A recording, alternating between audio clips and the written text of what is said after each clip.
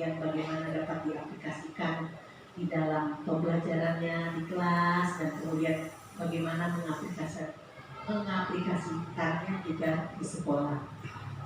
Bapak Ibu, untuk apa yang sudah dipelajari Bu Melanie, mulai dari peran serta nilai dan kompetensi sebagai seorang guru penggerak, maka ada visi tersendiri bagi setiap guru penggerak. Setiap visi itu artinya sebagai seorang guru penggerak, Bu Melanie pasti memiliki cita-cita untuk memajukan sekolah ini seperti apa. Dan di dalamnya tentu saja harus di-sharingkan kepada Bapak Ibu juga, karena kan kemajuannya demi kemajuan bersama ya, kemajuan semuanya. Nah, pada siang hari ini Ibu Nelmi setelah belajar mengenai bagaimana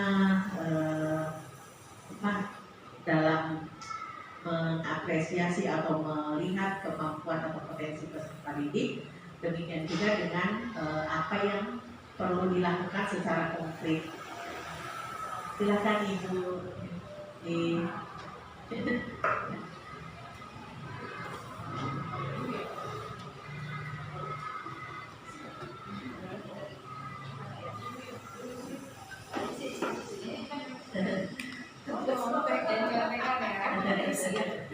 Ya Bu, terima kasih Ibu untuk kehadirannya pada siang hari ini ya Bu, untuk berkumpul bersama teman-teman untuk membicarakan tujuan utama dari pertemuan pada siang hari ini adalah untuk membicarakan suatu visi atau seperti apa sih yang dicita-citakan oleh Bapak Ibu semua untuk kemajuan sekolah ini. Membuat visi guru penggeraknya yaitu terbentuknya generasi yang berbudi pekerti, peduli, berwawasan lingkungan, unggul dalam prestasi, serta kompetitif dalam dunia global. Jadi kenapa alasannya saya membuat visi seperti ini? Ya karena yang pertama, kalau berbudi pekerti luhur, karena itulah yang diharapkan tujuan pendidikan kita yaitu penguatan karakter yang sesuai dengan profil pelajar Pancasila. Peduli dan berwawasan lingkungan ini karena kita ingin bahwa anak-anak itu tidak hanya bersekolah ya, tapi dia juga aware dengan lingkungannya ya. Dia juga memperhatikan orang-orang, lingkungan, tempat tinggalnya kayak gitu ya. Jadi ini yang harus kita tanamkan ke anak-anak, karena sekarang itu sifat individualitas itu sudah mendominasi anak-anak gitu. Jadi dia kadang-kadang nggak peduli dengan temannya, kadang-kadang nggak peduli dengan sampah yang ada, bukan sampah saya, bukan saya yang buang sampahnya. Nah, hal-hal seperti inilah yang nanti akan kita kembalikan kepedulian mereka itu. Terus unggul dalam prestasi, karena anak-anak di 12 ini karena berangkat dari hal-hal positif yang sudah ada atau kekuatan yang sudah ada di dalam SD Super Batu 12 ini, anak-anaknya banyak yang sudah berprestasi, baik yang non akademis maupun akademis. Jadi anak-anaknya akan lebih mudah kita untuk membentuk mereka, karena mindset mereka itu kalau sudah di SD 12 itu dia harus seperti ini cara belajarnya supaya dia bisa mengikuti. Nah, serta kompetitif dalam dunia global. Nah, ini sesuai dengan pemikiran Ki Hajar Dewantara bahwa anak-anak itu harus dikembangkan sesuai dengan kodratnya, di mana ada kodratnya, kodrat alam dan juga kodrat zaman. Nah, dengan perkembangan dunia pendidikan ataupun dunia saat ini, ya, maka kita juga harus mempersiapkan anak-anak kita untuk menghadapi dunia ke depan mau seperti apa, supaya nanti anak-anak bisa lebih bisa berkompetitif dengan sesama mereka. Entah 10 tahun lagi dia mau seperti apa, tapi kita bekali mereka terlebih dahulu dengan hal-hal ya seperti mengenalkan kepada mereka itu media-media sosial yang memang berguna untuk mereka. Ya.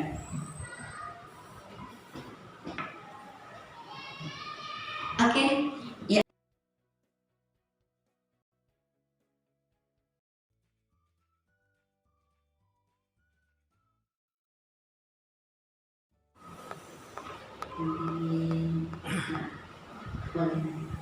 Ya, jadi yang pertama mungkin bisa kita diskusikan ya, kita memimpikan murid yang titik-titik, yang bagaimana yang akan kita mimpikan murid kita nanti ke depan. Yang percaya diri, boleh percaya diri, berakhlak mulia,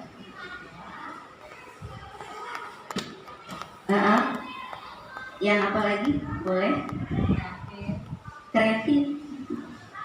Karena kalau untuk menghadapi perkembangan globalisasi, kita butuh kreativitas.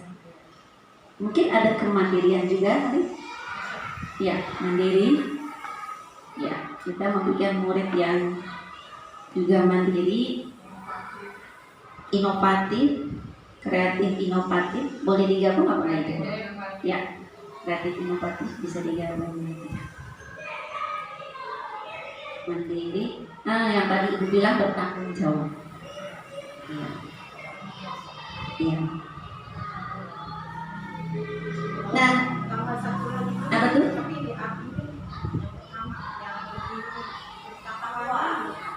Ya Allah, lupa. Kita lupa ya, bertakwa, beriman dan bertakwa dulu ya. Iya benar-benar beriman dan bertakwa. Terus kompetitif sudah. Ada lagi kira-kira? Ada ya? Iya.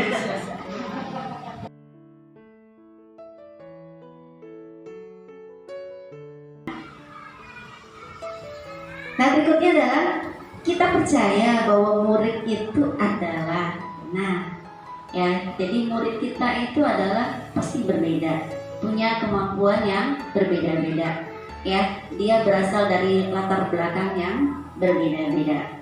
Jadi mungkin ada yang mau membuat kalimatnya yang lain, bahwa kita percaya bahwa murid adalah seseorang yang bagaimana yang harus kita perlakukan, bagaimana yang pribadinya seperti apa. Boleh apa aja yang mau disampaikan, boleh ya Ibu. Berbeda karakter. Berbeda karakter. Kita percaya bahwa murid kita memiliki potensi. Itu benar, berbeda karakter, iya. Terus memiliki potensi masing-masing. Terus individu unik, individu yang unik pasti ya, seperti yang kemarin kita ini diskusikan di diseminasi karakter, potensinya itu sudah mewakili kodrat dan kodratnya, individu yang unik. Oke, udah kayaknya.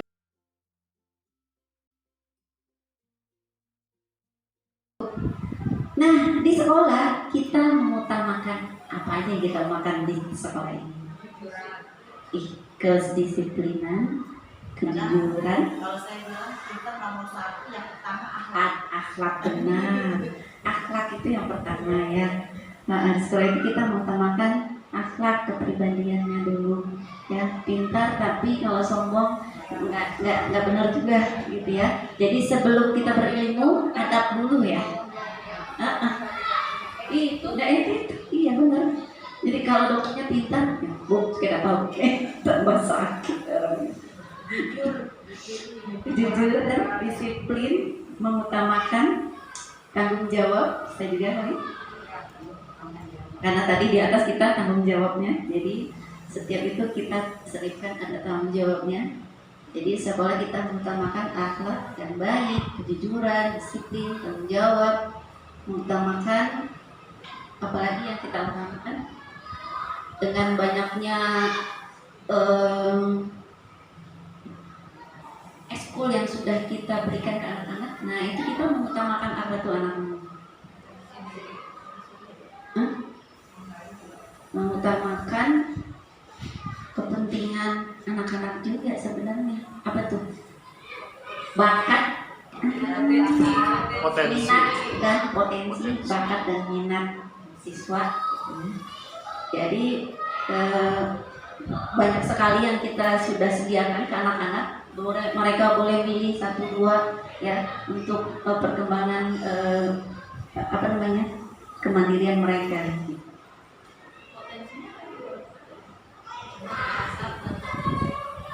Oh ya, minat, bakat dan potensi. Minat, bakat dan potensi.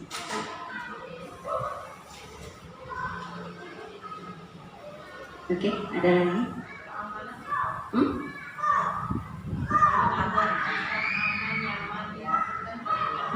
Aman, Di nyaman. sekolah kita mengutamakan iya benar keamanan, kenyamanan. Karena anak-anak kita itu kalau disuruh pulang, nggak bisa mau pulang, pengennya di sekolah aja main. Berarti sekolah kita nyaman. Iya, indikator salah satu sekolah itu nyaman apa enggak adalah anak itu betah di sekolah. Ya, nggak mau pulang. Kebersihan. Kebersihan, ya boleh juga kebersihan karena nanti di dalam itu kan ada berwawasan lingkungan, peduli dan berwawasan lingkungan, kenyamanan dan kebersihan. Nah,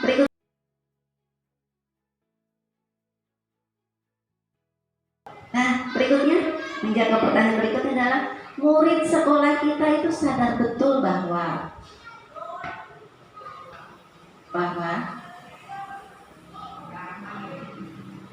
memiliki potensi ya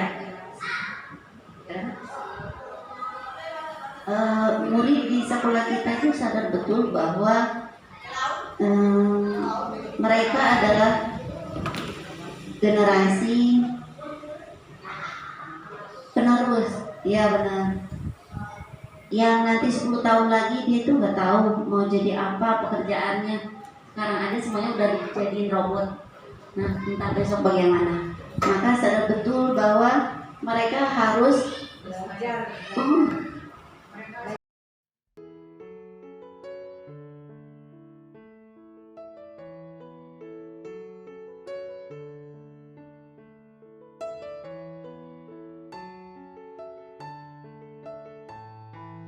Nah, dari item-item ini udah kebayang jadi Bapak Ibu ya apa yang mau dilakukan jadi.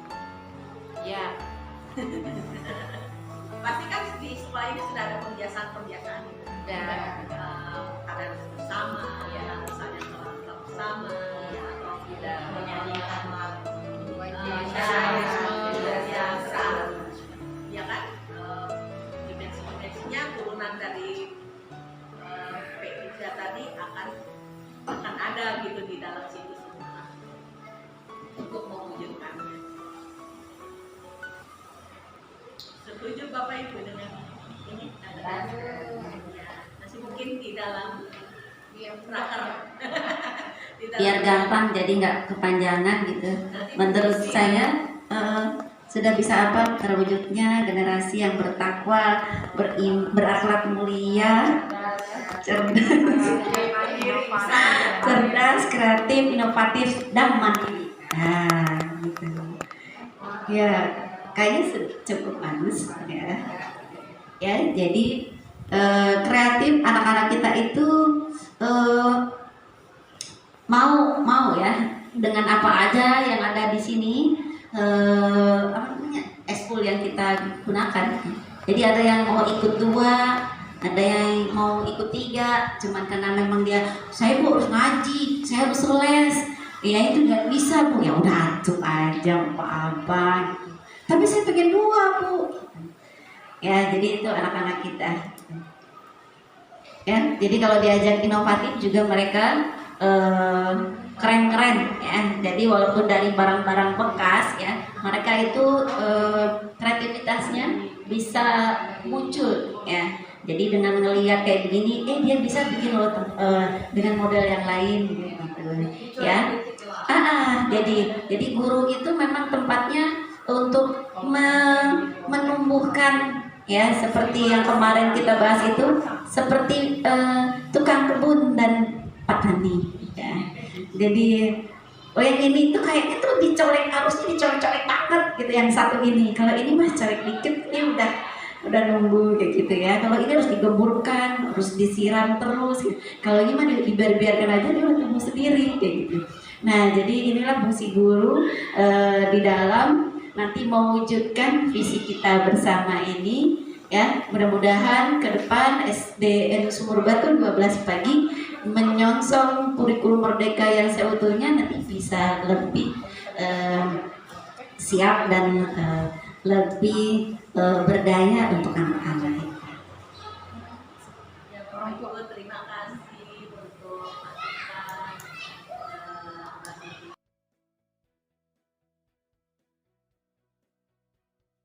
Penutup, jadi apa yang sudah kita sampaikan, apa yang sudah kita diskusikan sehingga terbentuklah visi yang sudah kita sepakati. Artinya tadi Ibu sampaikan kita harus membuat atau mewujudkan terbentuknya visi ini sehingga sekolah kita lebih mempunyai tujuan yang sesuai dengan visi kita, jadi tidak menyimpang untuk tujuan sekolah kita ini. Satu persatu kita mungkin menurunkan atau tadi Ibu katakan ya indikatornya, pencapaiannya. Yang cerdas itu bagaimana, yang beriman itu bagaimana kita bisa mewujudkan atau menyampaikan ke siswa yang kita harapkan di sekolah ini saja PR ya, PR untuk kita tidak semena-mena hanya tertulis saja, tetapi mudah-mudahan akan terwujud dari visi kita ini.